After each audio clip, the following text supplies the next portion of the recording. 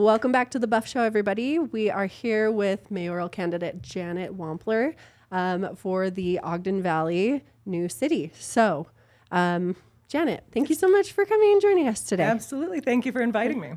Yeah, absolutely. No, this is super exciting.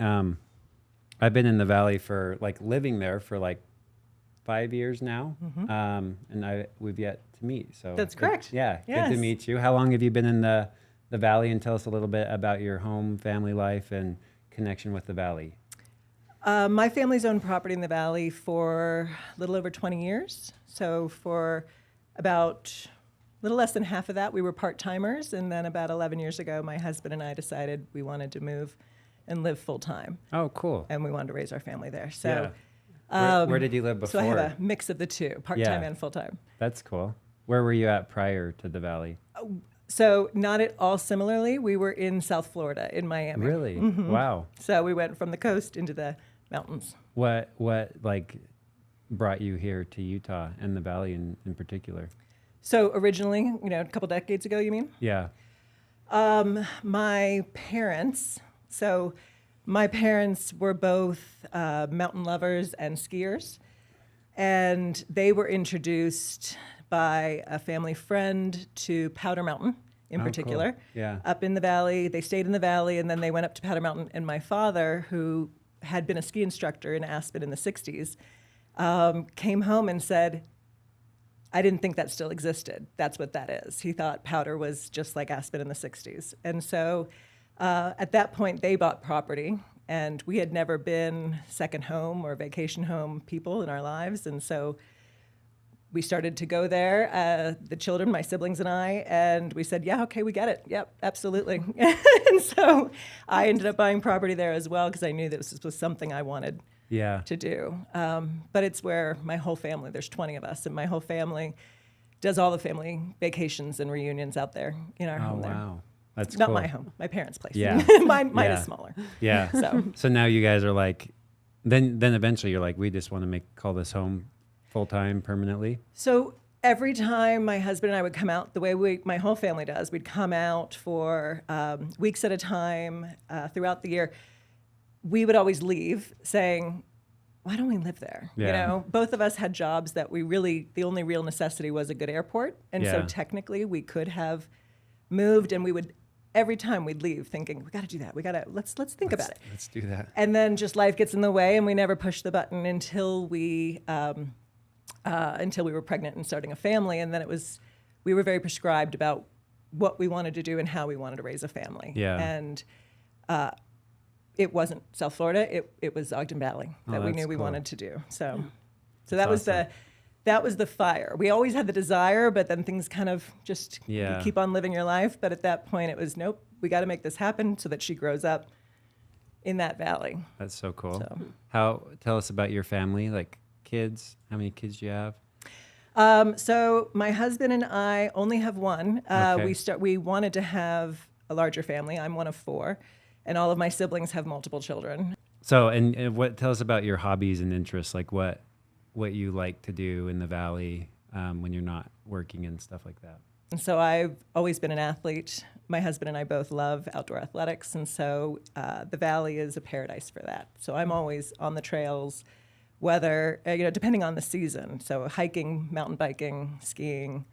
I learned wake surfing when I moved to the Valley, which I had surfed, and I had wakeboarded and water skied growing up, but I had never wake surfed. And so that was a new sport that I got introduced to being in the Valley. Yeah. So that is a big driver of our enjoyment of where we live, but also the people. Yeah. Because I think, like you said, so many people are living there because that's their priority. That's what they love. Yeah. And so when we first moved, the first couple of years, number one, it was the most welcoming and loving small town community I've ever been to. And my company moved me around a bit.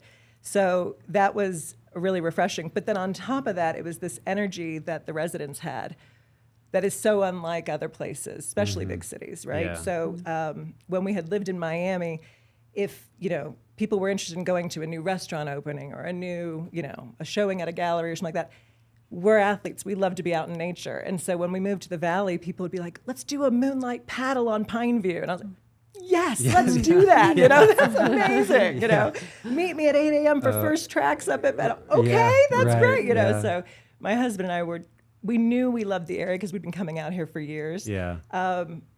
The greatest joyful surprise was how much we loved the community. Yeah. And how it was like finding your tribe. Yeah. It was great. No, that's awesome. It's a good way to put it. That's really well said. Yeah. So what made you decide to run for mayor? Well, I've never run for office before. Yeah. So that was definitely, this is a new experience. But it seemed like a very kind of a no-brainer transition in the fact that I've spent the last year, I was a founding member of the transition team, so I supported incorporation. And even before the incorporation vote passed, there was a select group of us that started putting together all the necessary lists of how do you stand a city up, what will have to happen. Yeah. And so that's been since June of 2024, so a little over a year I've been doing that. Then on top of that, for the last 4 years, I've been on the planning commission, and so I've been involved in all of the land use decisions, both good and bad, that have gone on over the last 4 years, which are a lot of the controversies that led to the incorporation. Yeah. Yeah. And so because this was already my, 24/7 things that consumed my time and my energy, it seemed like a natural progression. Yeah.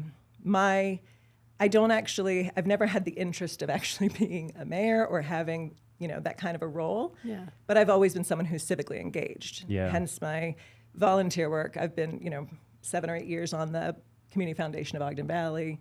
I'm the chairman of the Planning Commission. I run all the blood drives in the Valley. So things that I've always but it's volunteer work. It's never occurred to me to do this as an actual role. But the fact of the matter is, and what I learned leading the transition team, is that the learning curve of standing a city up is very steep. Yeah. It's not the same as taking over management of an existing city.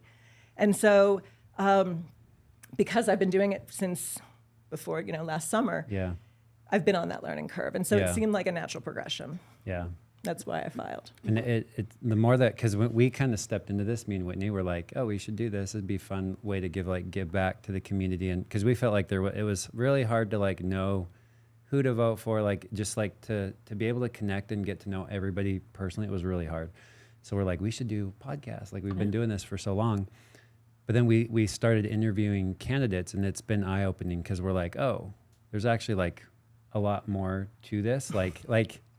It's just been eye-opening, and I admire everybody that's running because, I mean, you're stepping into a little bit of a war zone. It's going to be crazy. It's a quagmire. Yeah. There's a lot, and I mean, some people would you couldn't pay them enough to try and get involved and do that. So, and I think it's important that you get the right people involved because it's not like you're just stepping into a machine that's already running. You're starting it up from scratch. Everything. So everything, and as simple as the letterhead, for the contract itself. Or what are we going to call our little city? Yes, that's a whole other. It's a can of worms. Oh yes, I think and it's been interesting because I've been up in the Valley, in and out for over 20 years, and then fully for the past 11. I have never seen our Valley more divided. Yeah. The one thing everyone's united on is we need to figure out a new name.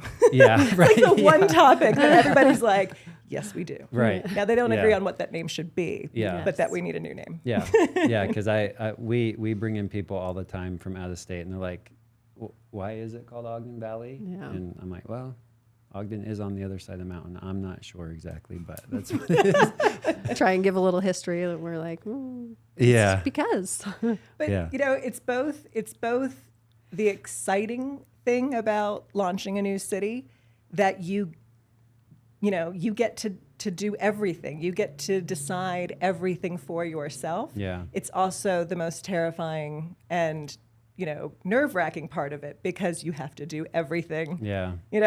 But, and make the decisions. But laying the foundation is really cool. We've had some candidates on, and they're just it really is kind of a once in a lifetime opportunity where it's like we're laying the groundwork for a new city, right? Absolutely. Doesn't like, I don't know how often it happens in Utah, but it's probably not very often that like a new city pops up and they're like, hey, let's start this from scratch, you know?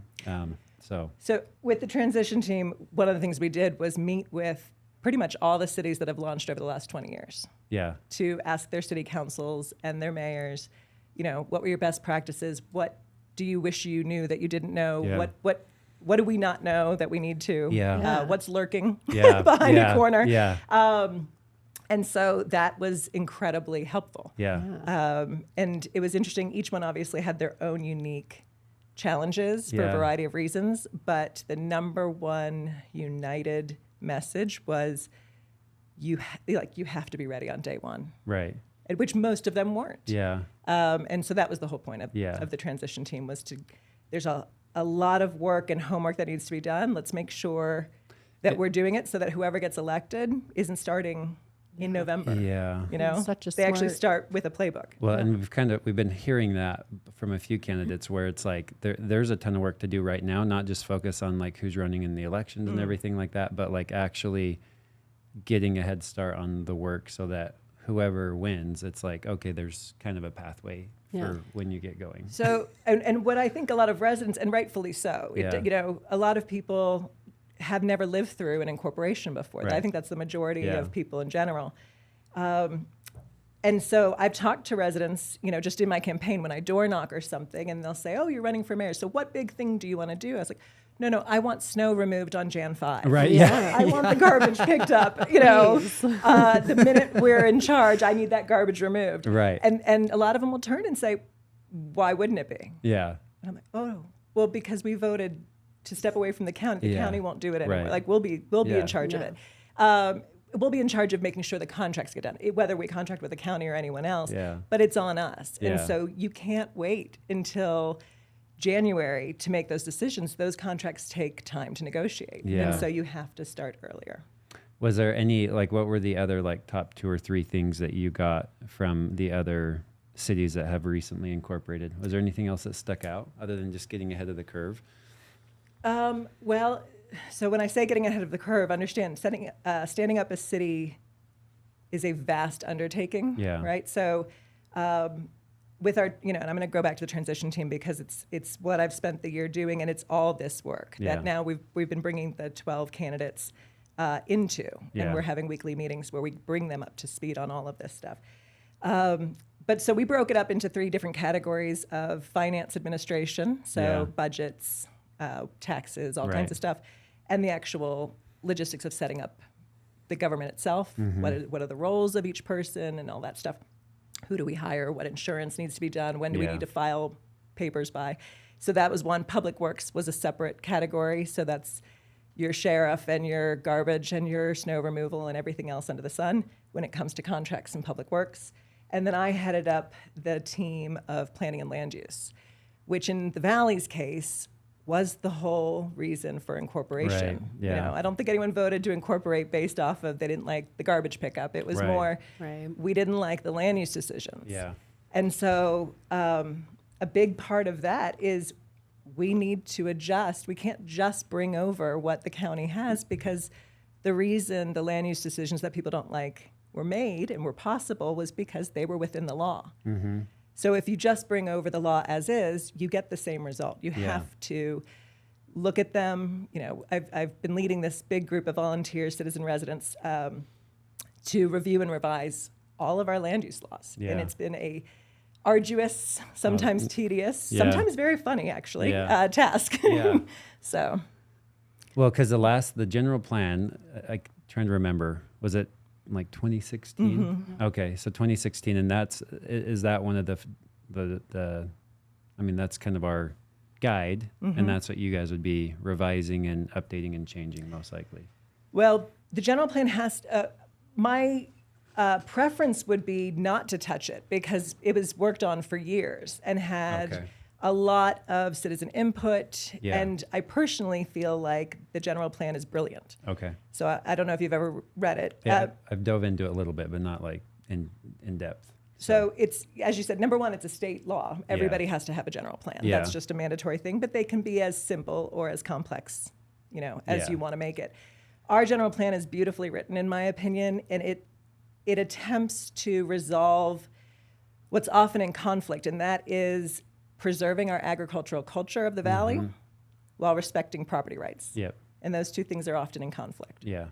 Because everyone has the right to develop their land, but the more you develop, the less agricultural and rural Yep. the area is. Yeah. So the general plan prescribes a whole plan of how to achieve both. Yeah. And so I think it's brilliant. We have to revise it no matter what, because our city boundary actually cuts out quite a bit of the area that's in the general plan. Gotcha. And then on top of that, the state has come out with new mandates on sections that have to go into a general plan that weren't in before, so we have to add things in. But the general plan is really just a vision. It's not a law. You don't have to follow it, technically. Yeah. What you do and how it's supposed to work is that you first adopt a general plan Okay. so that you get your vision of what you want to achieve. Yeah. Then you write your land use laws, and those are the laws that must be followed. That's how you get to the vision you want, Gotcha. right? And So those you are need the like your laws of the strategy land. and then Yeah. your tactics to Yeah. get to your strategy. Yeah. And so we desperately need to revise our land use laws because our general plan was written, the latest one in 2016. We have land use laws from 1950. Yeah. So That's crazy. they don't match. They Yeah. have nothing to do Yeah. with. So many things have changed. Since But you then. have to follow your laws. So if someone applies for something, you're bound to approve them if they meet the law. Yeah. But that law doesn't reflect the general plan. So we Yeah. have to revise both so that we can achieve our goal. Yeah. And it's almost a constant battle because things are always changing. Like if you go back 10 years ago, like Airbnbs almost weren't even a thing, right? Yes. Yeah. And now they're this huge thing. And I'm sure things will change 10 years from now. There'll be another new trendy thing that people are doing because as humans, I mean, we're pretty innovative and we try and find solutions to housing affordability and things like that. And that's, you go into Salt Lake and it's like everybody's putting these like ADUs in their backyard for rentals or family members and stuff like that. And like, who knows, like eventually there is some of that up in the valley, but I can see how it's a constant battle to like, oh, this new thing's coming up. What do we do with it? And how do we change it? Absolutely. And then add to that, the state has been making lots of changes on how land use happens, whether they're empowering or actually taking power from, we've been unincorporated in the county, so my experience of the years has been sometimes they take it from the county and bring it up to the state level. Things are just mandated. And so even as we review and revise our laws that we want to adopt for Ogden Valley, we have to constantly stay vigilant in what's happening in the State House. Yeah. Because we can have all the best intentions, but if they change and mandate Different a new things. rule, Yeah. we have to abide. Yeah, that is So. interesting. Can we jump into some of Yes. the maybe hotter topics? Like, so one of them I wanted to, and we've asked a lot of the candidates. Land use is not a hot topic. Right, yeah. I mean, it is. It's all right, go ahead. Yeah. But how about short-term rentals? What are your thoughts on that and maybe ideas for short-term rentals in the valley? So right now, I'll tell you where we're at and some of the problems we have with short-term rentals as we speak. So it was only recently, a few years ago, that we even got a short-term rental ordinance in place. It was something that a well-organized group of Valley residents pushed very hard at the county level to get an actual short-term rental ordinance. The county ended up deciding that only certain areas could have short-term rentals, as you all in real estate know. And then and no one outside of that could. Yeah. They reserved the right to grant it in development agreements as well. So while the original statement was there will be no additional areas, it wasn't 100% because you could grant it spot in development agreements is the way the ordinance is written.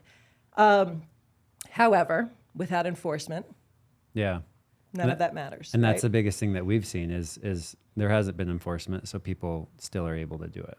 And this is a problem because some people will buy in an area because they know they want to be able to rent it out at various times of the year. Yeah. And that's a different value and cost point you're paying. Yeah, for sure. And so if someone else is doing the short-term rentals in an area that's not permitted. But it takes revenue from the people that paid the premium price, maybe for that It right. does. It also bothers the neighbors who specifically chose not to live in an area with short-term rentals. And so it creates a problem.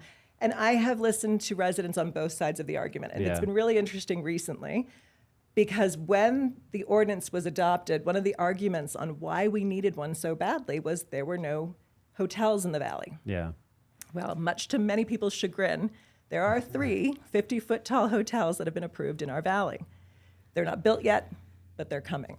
So that then begs the question, some residents who are anti-short-term rental have said, the reason has gone away. Yeah. Now, that will be up for the 5 city council members Right. to make decisions on. But then I've heard from other residents who have said, you know, especially for our seniors who are in fear of being priced out with property tax and stuff, Yeah.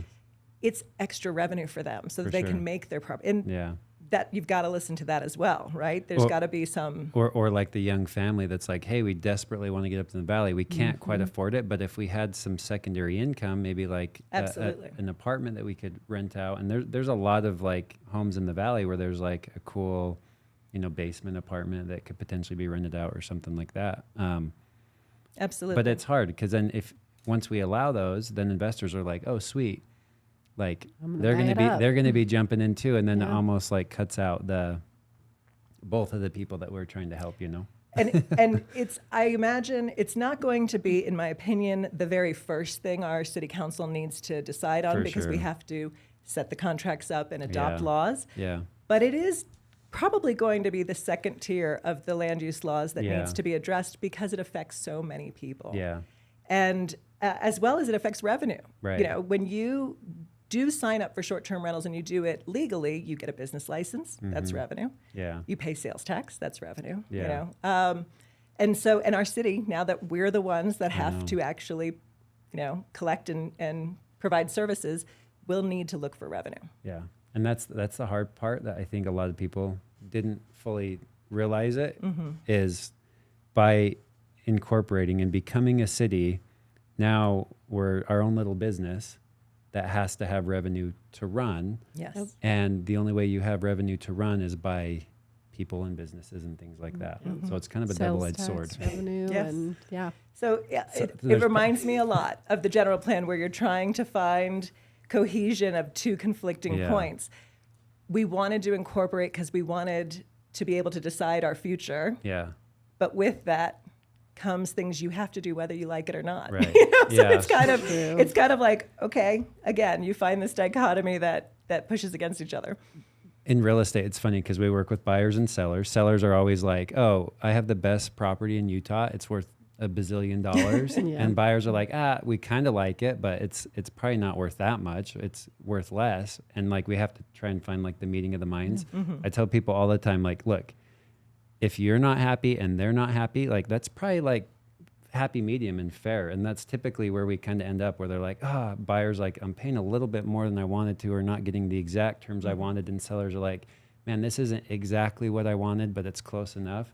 And I think that's kind of what we got to figure out in the valley too, because it's like we have both extremes, you know, blowing it up like Park City and then like keeping it, you know, hometown, which unless everybody quits having kids and wanting people to come here, like we can't do that. Right. Well, and don't forget, we have the Olympics coming back again. Yeah. You know, within 10 years.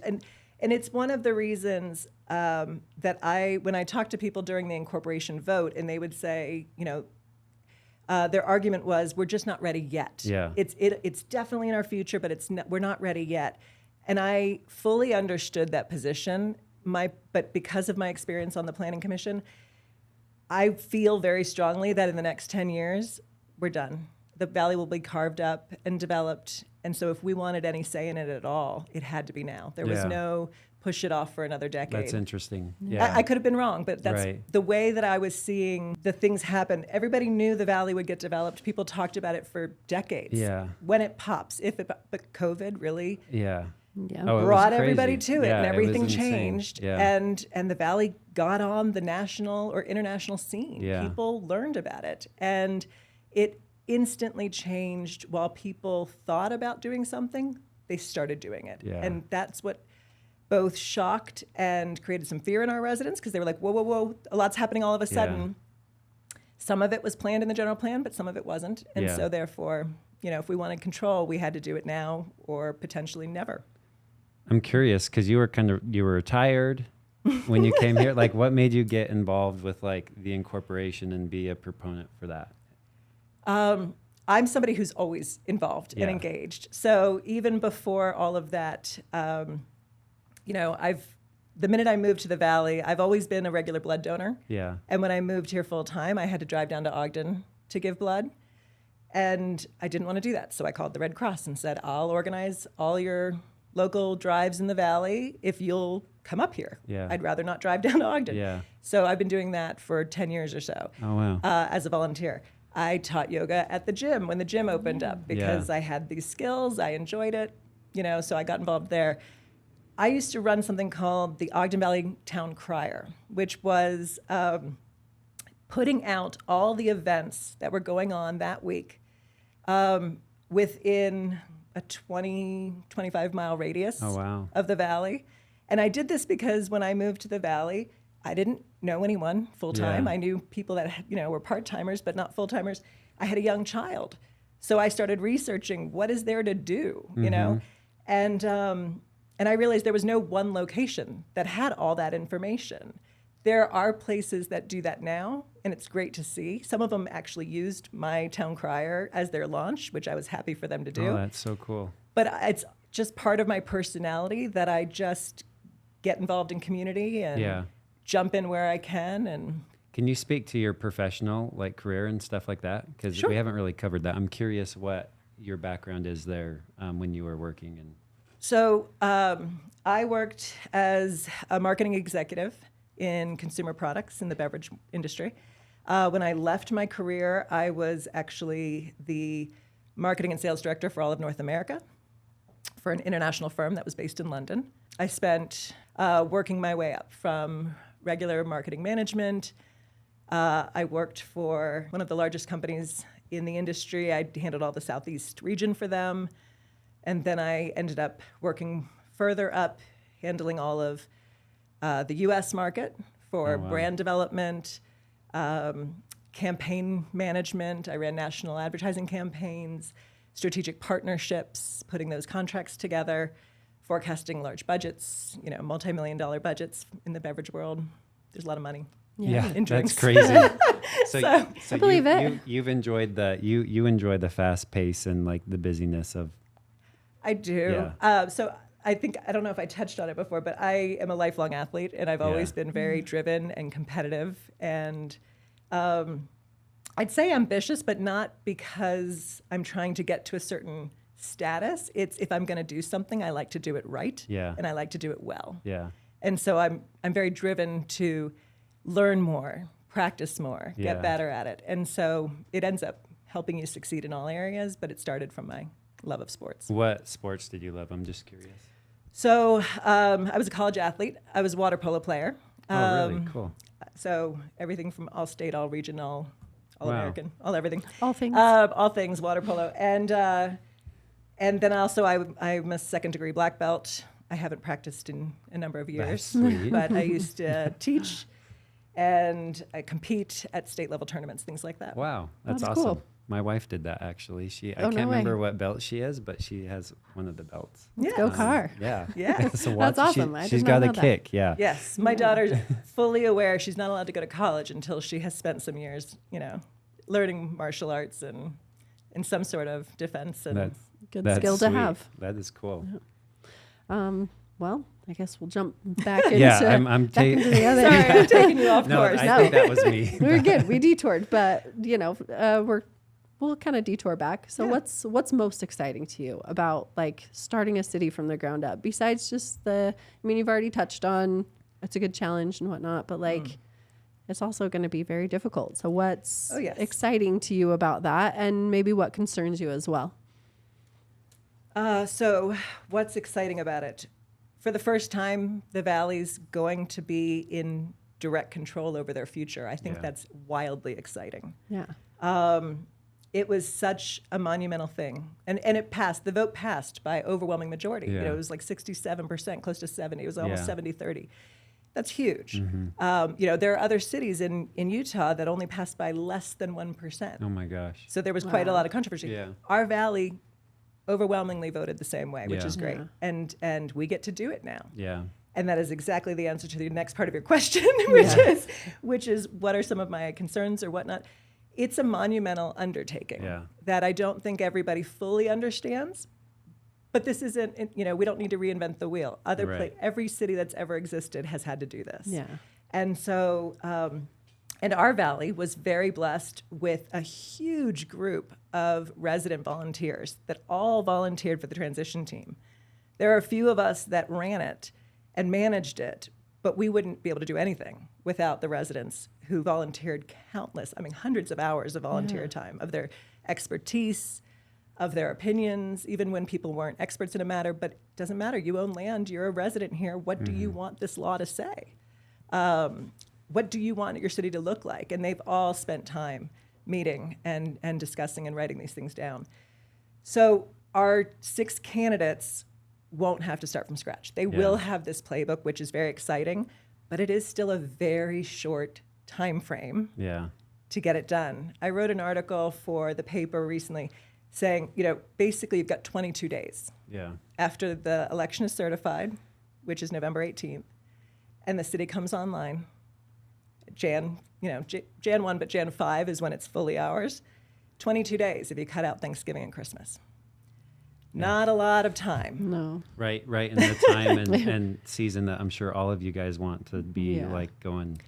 So so to your point, that it's it's going to be an enormous undertaking. A ton of work, not a lot of praise, because if anything isn't smooth or successful, people will be upset because it's your daily life. And so there's a lot of pressure to get it done right. And that's basically why I'm running, is to make sure it gets done right. But even if you get it done right, people will be like, oh, it's just normal. Like, it's true. That's it's absolutely true. That's what you're going for. We want that smooth transition Yep. to make sure that residents aren't alarmed when it's time to be our own city. Yep. So, I mean, we're wildly appreciative of everybody and their efforts. Thank you. But to your point, that's public service. And that's kind of how I've felt. I come from a family of public servants, and who doesn't love praise? But that's not why you do it. Usually it's very low pay public servants get, long hours, angry, interface and whatnot. But you do it because you feel called, or you feel, that your work is necessary for other people's well-being. And I feel like this is the same thing. Well, I like what you said earlier, because I hadn't really thought about it, but like with the Olympics coming and everything like that, it really is a short window to really get like all the holes patched up and get it dialed in, because a lot of people's eyes are on the valley, and it's interesting how much that drives like economic growth and everything like that. But 100%. You're right. If this was the time to do it. Well, and it's worrying, because no matter what, that Olympics is coming to our valley. We know that. There's increased participation up at Snow Basin. Regardless of Snow Basin being outside our city's boundary, everybody's coming to the valley. The funnel here. And and they've been meeting. They've been meeting for a while now, the Olympic Organization Committee and everything. We have no representative from the valley. We have nobody there to ensure our interests, to speak up on our behalf for making sure that any funding for infrastructure needs, with all these people coming to the valley, that we get that.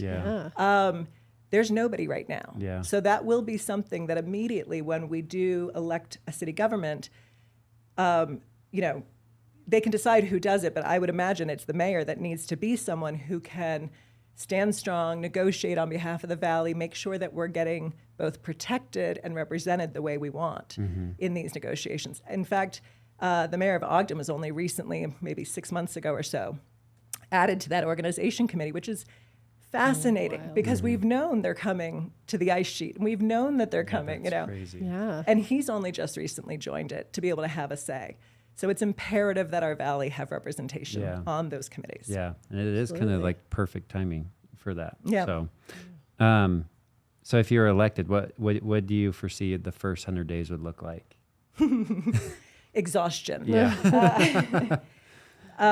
So I'm going to back it out because of my work on the transition team and being one of the 12 candidates, we have already started meeting with the 12. So we have instated regular weekly meetings that all 12 are together to be able to coordinate and complete the task list that the transition team created in all the different avenues of finance, public works, and land use. So we're starting that work already. That's before your 100 days technically starts. And I think that's imperative because of the fact that you can't just show up and negotiate a contract and have it implemented. You have to do all this work ahead of time. But if we are to start in January, so 100 days is 3 months, a little over 3 months, we have to manage contracts, make sure our snow is being removed, that it's being removed properly throughout the whole valley. Yeah. We have a mixture of state roads, county, which will be city roads, and private roads. So we have a lot to manage. Yeah.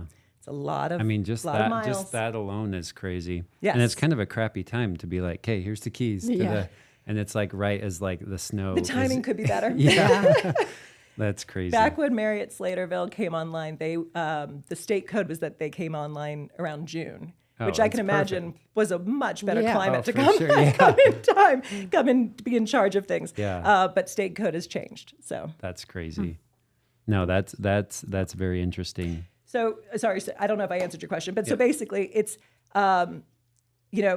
it's unrealistic to think that we're going to have every single, as much as it was my goal with the transition team, to have every single law fully written, reviewed by a land use attorney to make sure it's code compliant, and adopted by day one. What we're doing is bunching them into top priority, secondary. Also to save money, because the state has laws on when you adopt a new law, which everything the new city does is an adoption of a new law, everything. Even if we just take something the county had, we have to adopt it. And there are rules about the timing of public notice, and you have to back all those out. So at least 10 days notice, but it has to be mailed to every individual in the city. Well, that also takes time. And then you have to back out the time to, and the new city has to pay for all this. Like, so that's why ideally what I wanted with our transition team for my team 3, planning and land use, was to have everything ready. So you could just do a big drop and dump. And that way you only pay that price once. But more than likely it'll be at least 2, maybe 3. Just based off of key priorities to make sure everybody knows on day one, do they have the same rights that they did yesterday? That's a big question to answer. Yeah, because I've had a lot of clients that are working on different projects or different things like that, and they're like, how are things going to look? And I'm like, I don't know. Like, it's hard to say.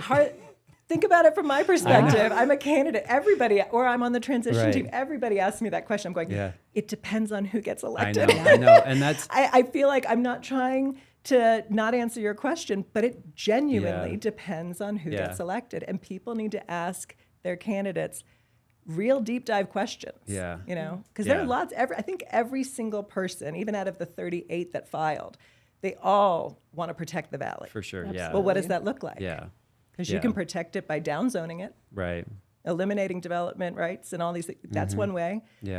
I don't know if people want that. You can protect it, many other ways. And so people need to ask their candidates, how do you plan to accomplish these things? Even when we were thinking about incorporating, people would be like, should we do it? And I'm like, honestly, it just depends on who's elected, right? Who gets in, and whether it was at Weber County or here. I think the biggest change is we have a lot more control on who is elected, and like everybody is from 100%. The valley. And that's like the biggest factor. But now it's like that whole decision just brought on like all these other things that I think not everybody was thinking about. No, but at the same time, again, rest assured, every single city had to go through this at some point. So it is overwhelming. And there's a lot of fear and a lot of things that can happen that wouldn't be great. But somehow everybody's gotten up and running. Even those cities that passed by less than 1%, they're now up and running. Which is really smart of you guys to go back and be like, hey, you guys did this. Absolutely. How do you do it? Because like then you're taking their decades of experience and just compressing it into hopefully days, Stand on the shoulders of giants. Yeah. That's my perspective on all things. No I need do to not need to reinvent. reinvent the wheel. Yeah. You're really good at what you do. Tell me so that I can then start at your level and go Yes. past it. Right. I love it. Yeah. I mean, even sidestepping from that, like the big questions that people do have is property taxes. How are we going to fund our city? And like, are they going to go up? What's the budget? How, Yeah. we've learned a little bit about that as we've gone along, and it's been good and helpful to understand that. But yeah, what's your take on that? Like property taxes and whether they'll be able to go Well, up or down or stay the so- same?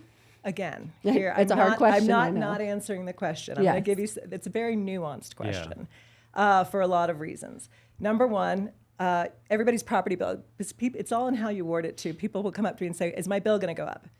Well, yeah, probably. I mean, number one, the school tax just got raised 5.64%, so Yeah. automatically your bill is going to go up. Yeah.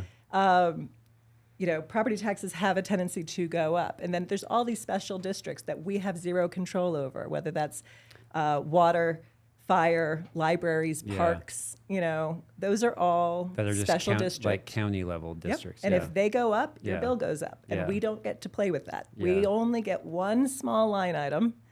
That's your Yeah. municipal tax line, Yeah. which is currently your county tax and will now be your city tax. Yeah. Within that, we have choices to make. So here's where it goes back to who gets elected and what their both their experience, their education, and their interests, where those three things lie. So I am not a tax expert, but on the transition team, I have sat in with the finance department on their meetings with the tax commission, spent hours discussing these things, figuring out how it all works, when we have to file for things, how long the delay is. Because, I mean, as you all are well aware, most people are, property taxes are collected in arrears. Mm-hmm. We start in January. People pay their property tax in November. Yeah. We have bills in Yeah, January. I know. That's Sales tax is different. Yeah. And our municipal line will come up, the main revenue points are property tax and sales tax. Yeah. Sales tax comes out basically with a 90-day delay. So if we can file for, we have to adopt an ordinance to be able to even collect sales tax. That's a whole pre-issue. But once we file our intent to collect with the tax commission, it's still 90 days from there. So with the transition teams, we back that out. If we can file those in October, we can collect in January. If we wait till January, we're not collecting until spring. So, but there would be revenue coming in at the very latest spring. It's not the full amount. So therefore, Yeah. what do? You're going to have gap financing, Which is crazy. which is a whole other nuanced thing because there's rules about how long you can have gap financing. Yeah. And so we had an expert on our transition team explain it to all the candidates. The longest you can keep it for is 6 months. Well, from January, and by the way, we have to hire attorneys and pay insurance and things right ahead of time. Yeah. So even if we just go January to June, we still need to cover this little gap in June because the fiscal year for the city is July to June.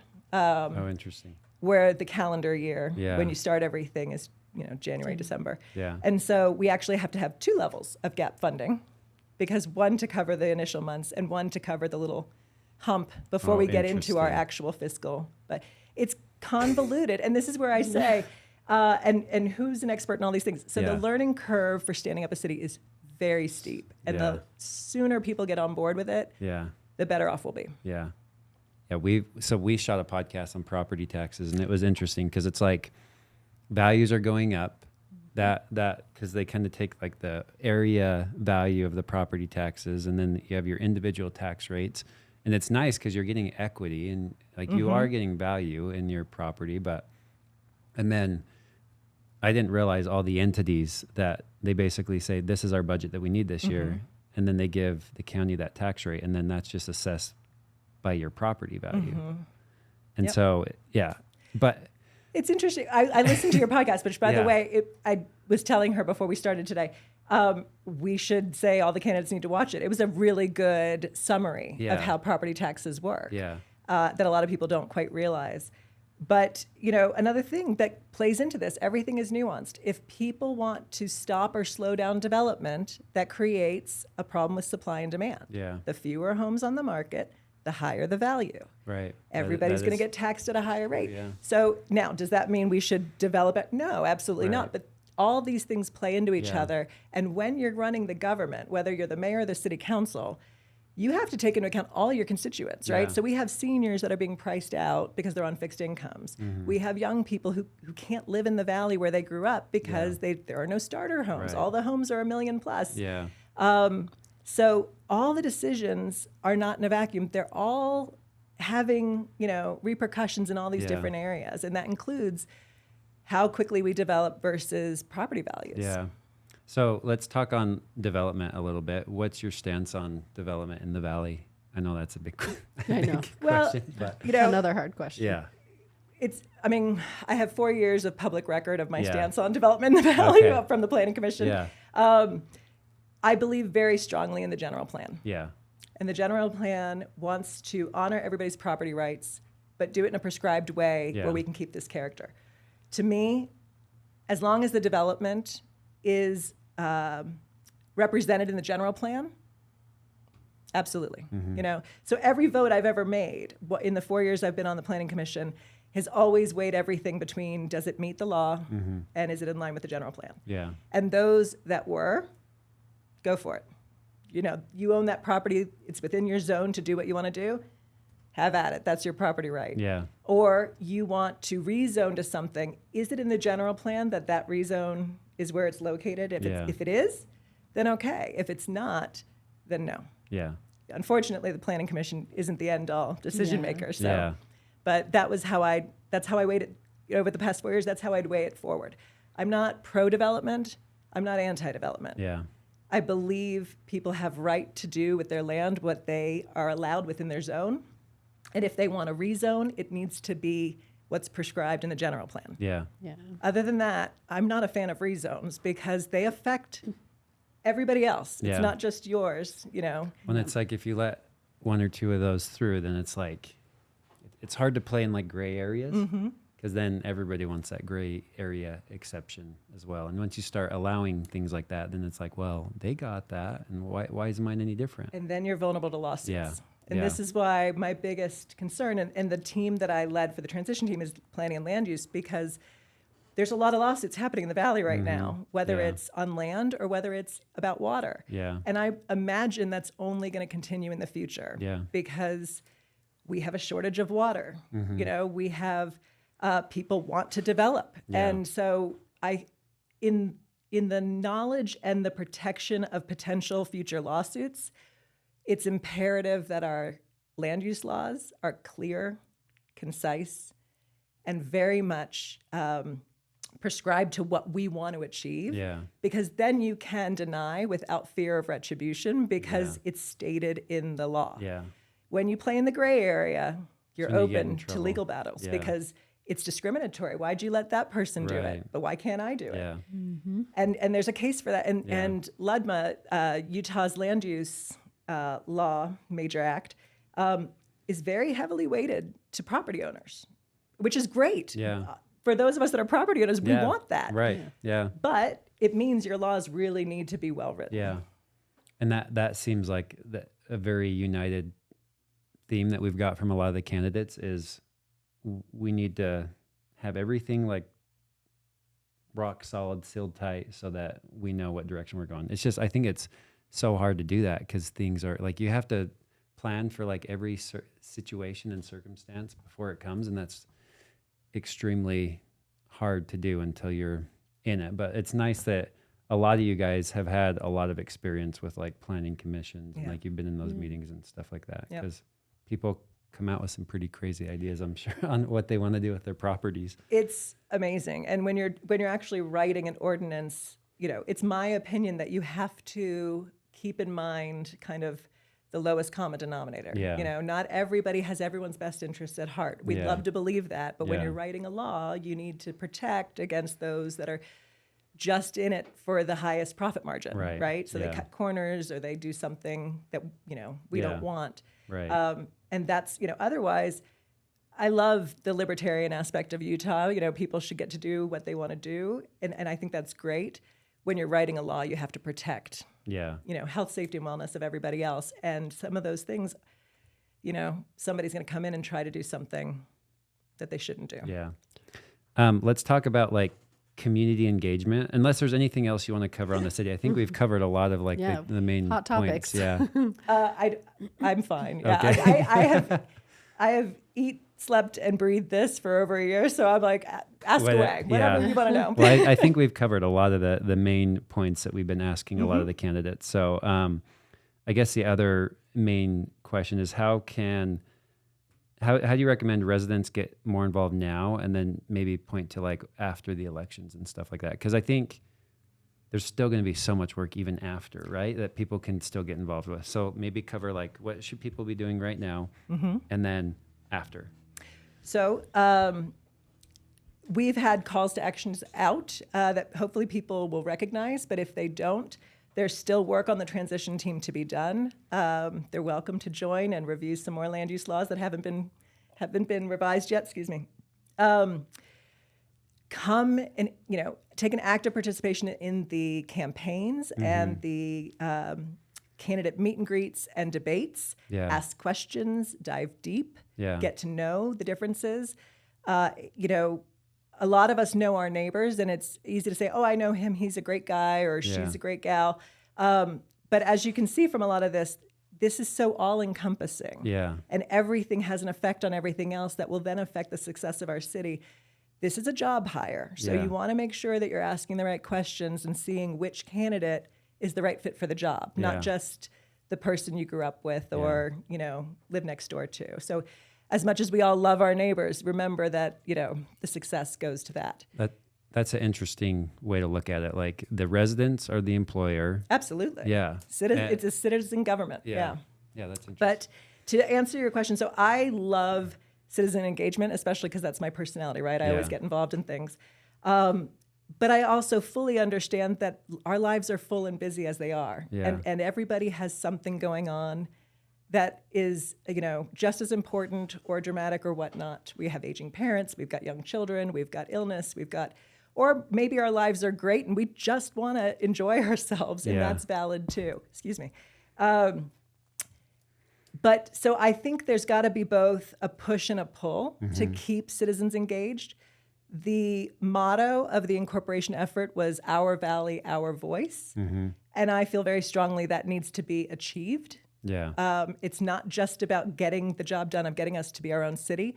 People need to stay engaged. Yeah. So whether that means, I mentioned these citizen commissions that I would like to do.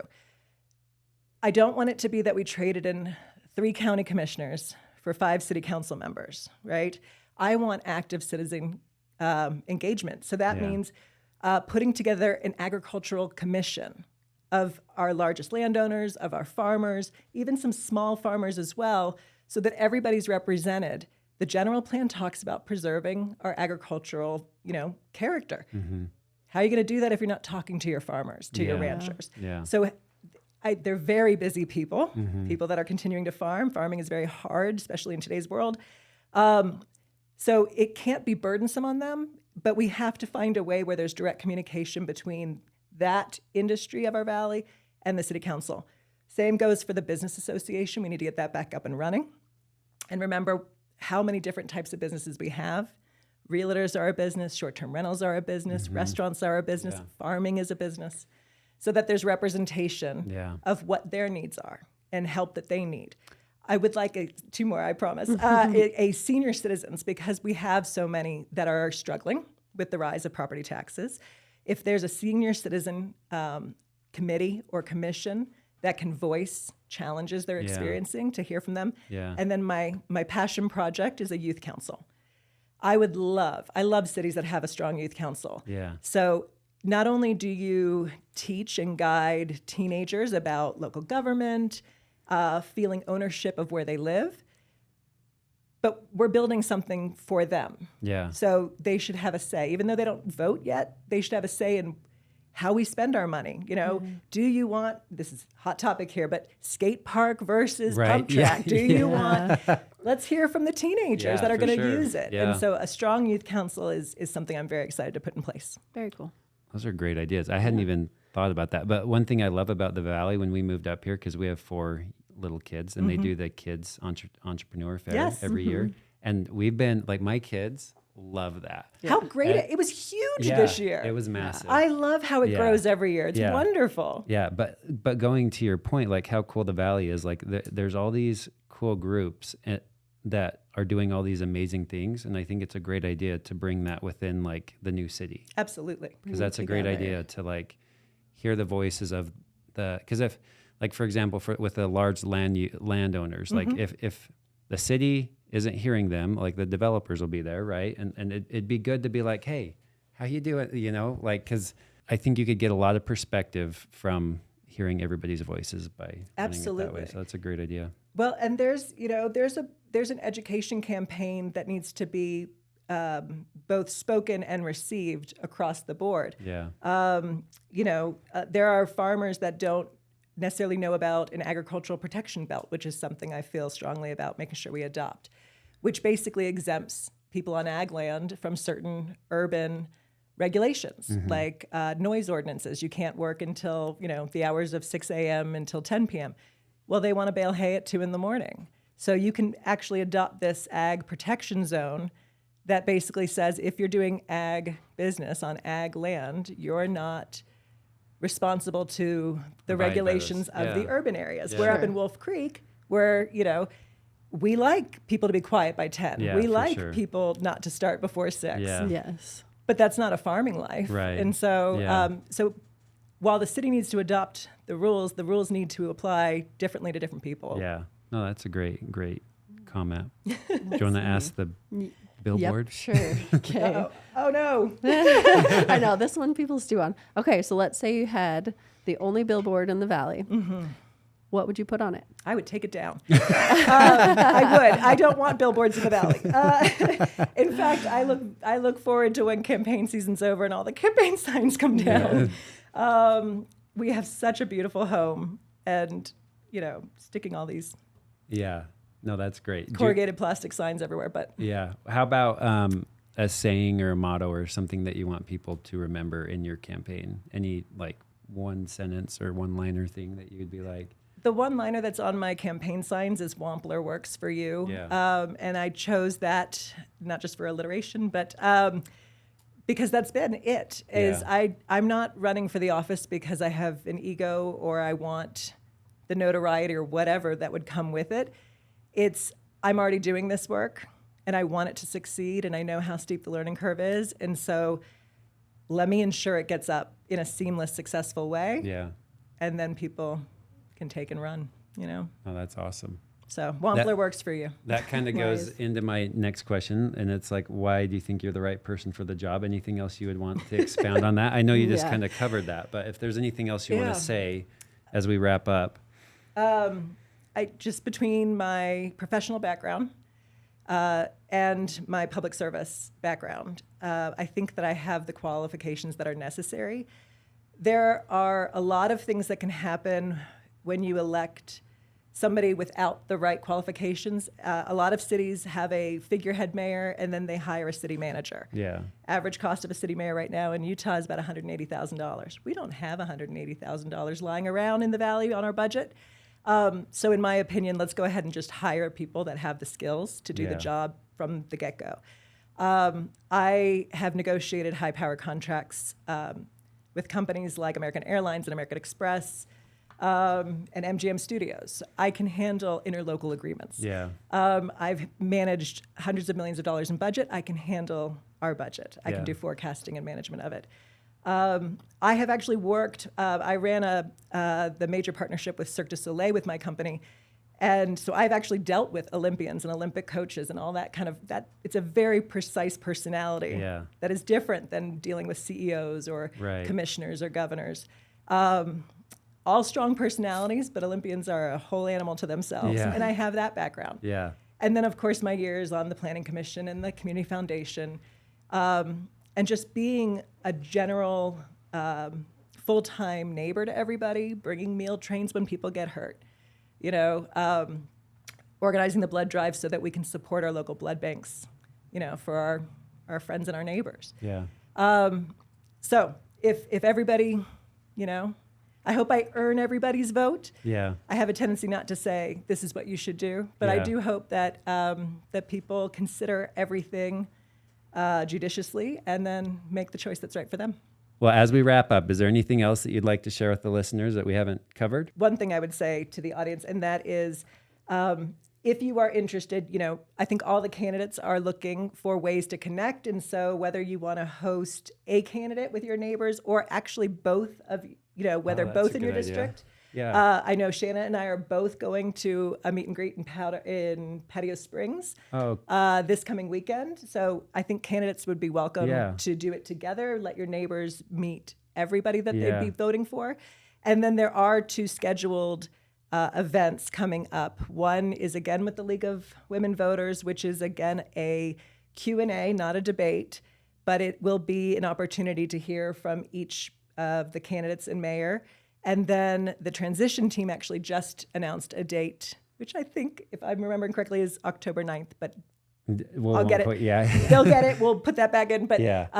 and that will be at Snowcrest, and it will be a full-on debate. Okay. Okay. Being moderated by a journalist, whether Yeah. it's the Salt Lake Tribune or the Standard Okay. Examiner. I don't know. That's a Very great cool. idea. I didn't think about hosting like a meet and greet. That's a great idea. Yes, With your- just more ways to Yeah. kind of get to know people and. Because especially right in the middle of something, your mind goes blank and you Yeah. forget all the questions, and then Yeah. you leave the person. You say, I meant to ask Yeah. this. Yeah. So the more chances you have in a social setting to just kind of marinate or overhear somebody else's Yeah. question helps spark yours. Yeah. This decision's going to have an impact, Yeah, for sure. both positive and negative Yeah. across the board, because every decision is going to be brand new. Yeah. And the residents have a good opportunity to make an impact by being educated on what they're voting for. Absolutely. Right? Where can people go to learn more about you and connect with you?